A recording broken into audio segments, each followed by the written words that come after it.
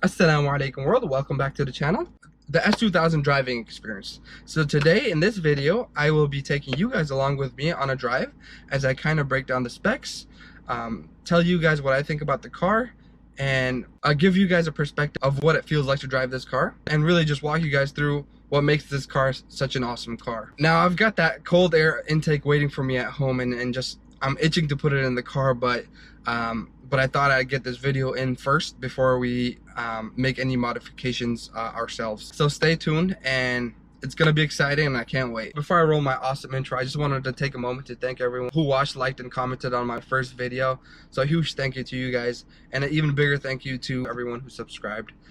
So don't forget to subscribe, like, comment, and let's get started.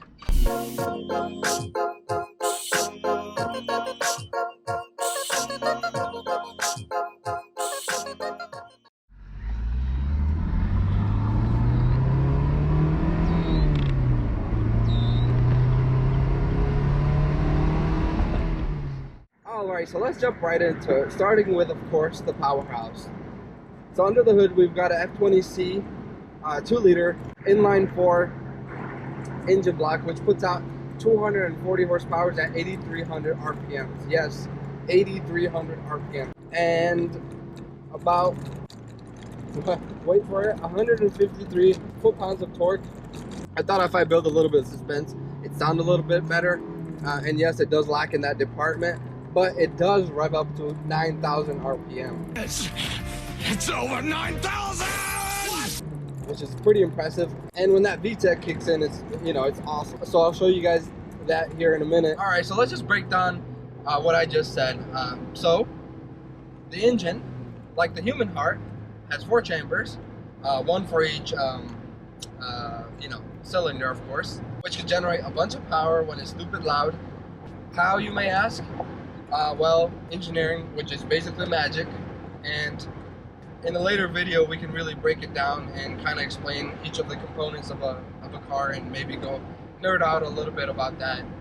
So although Ferrari likes to claim that it was the first car manufacturer to put out a vehicle that revved all the way to 9,000 RPM with their 458 Italia, the S2000 actually had it beat by a decade or so.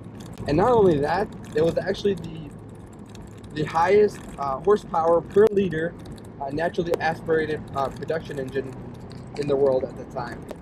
So if you take nothing else from what I just said, just know that if I pulled up next to a 458 Italia, I bet you he's got more than 100 grand under the hood of that car. it wouldn't want this work. In all seriousness, this car may not shine in the straight lines like many of the American cars do or other powerhouses, but it absolutely shines on the track, and it beats competition at a fraction of its price. So what I'm really saying is, if you want to enjoy this car, you really have to take it on those canyon runs or roads similar to that. And I say that as I struggle to find those type of roads in the Midwest here in Illinois. But I can't wait to tear it up on the track as soon as the tracks open up. Anyways, what makes this car such an amazing car on the track? And that, of course, has to do with its rigid structure. So the engineers over at Honda designed basically an X-bone shaped frame to tighten everything up. To dampen some of those vibrations, they went with a double wishbone suspension. Now, it's also worth mentioning that this car is also a front mid-engine vehicle.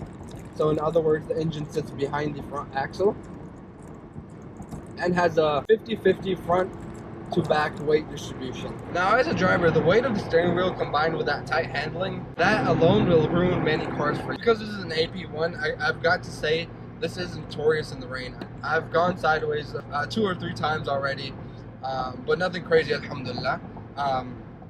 But I learned my lesson pretty quickly. Now, the other thing is it's also very twitchy, especially at the lower gears and higher RPMs. The pedal becomes almost very sensitive. So if I'm going around a very tight corner, the pedal almost feels like it plays a major role in how the car is handling. So if I slam it down, it'll respond and almost oversteer. So I have to be very conscious of that. If I was to compare this to the Miata that I previously owned, I will say that the Miata, maybe I felt slightly more comfortable cornering at higher speeds, but overall the S2000 as a full package feels like a lot more refined drive. especially the engine and the v-tec. When it kicks in, it's a whole different experience. And of course that the power bands are slightly different. It's a little bit different in that sense, but the Miata maybe had a little bit of a unfair advantage because it had slightly newer tires versus this car. So of course that's the only point of contact between you and the road.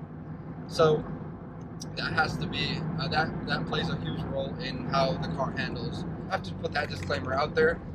But again, I probably won't be pushing the limits of the car until I get on the track and kind of learn the car better. But of course, not like I do it anyways in the car, right? I'm a pretty safe driver. Now, the best part for last. Now, probably the most satisfying thing about this car is the 6-speed transmission. The satisfaction of switching gears in here in this car is beyond explanation. I mean, it's like almost those mechanical keyboards or those perfectly designed switches.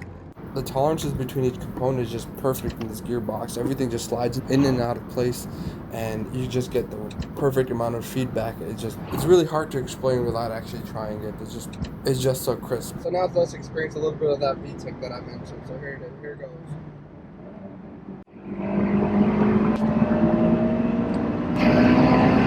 Too soon, Junior. That right there is another one of those feelings that you cannot convey until you've experienced it. The final thing I want to talk about is the dashboard layout. So if you noticed on the left side here, we've got the audio controls, which I kind of explained last time that with the previous owner changing out the CD player, that doesn't work anymore for me. But if that did, that'd be awesome. And everything's easily accessible here. And on the right side, we've got the climate control. The switches and everything are designed to make everything easier for the driver. And you notice that everything's really facing the driver, and there's not much for the passenger here. Even the air vents, we've got 2 here, and the passenger gets only 1 over there. Speaking of these air vents, it's really nice to have these facing the driver directly, because during the winter I can take the top down, roll the windows up, and blast the heat, and it'll be quite cozy in here. So summer, winter, on a clear day, I'll take the top off and still be comfortable. So 2 really nice features that really stand out here are obviously the push start and the digital display for the speedometer. You know, for a 20-year-old car, that's a pretty awesome touch. It has some really cool technology in here. It's all about the driving experience, and everything's really focused on the driver, and having all these cool features for a car at 20 years old, that's pretty nice to see. I can go into a little bit more detail about how there's ample storage space in here and all that goes with it, the trunk space and whatnot, but I think I'll skip all that. So as you can see, the S2000 is a pretty impressive engineering marvel. Really, this is a result of a bunch of race car engineers trying to build a fun daily, and this is kind of their gift to the world. Putting all that together, the main takeaway is this is an absolutely amazing car. Relatively quiet at lower RPMs until you wake up the beast at the higher RPM. The more you push it to the limits and in a way treat it like trash, so taking it to red line, throw it around corners, the more satisfying it is to drive it. So may not be the best daily driven if you're constantly redlining. You'll rack up those tickets pretty quickly, but otherwise it's a all-around really awesome car to own and daily drive. Alright, that's it for this video. Hopefully I was able to demonstrate what makes this car so special, but guys, it's pretty tough talking and driving at the same time. There's a lot of editing that went into this video, clearly, as you guys can tell. Anyways, next video should be a little bit more exciting. We're putting in that cold air intake in, and hopefully I'll be able to drop that video sooner rather than later. But thank you for everyone who stuck around.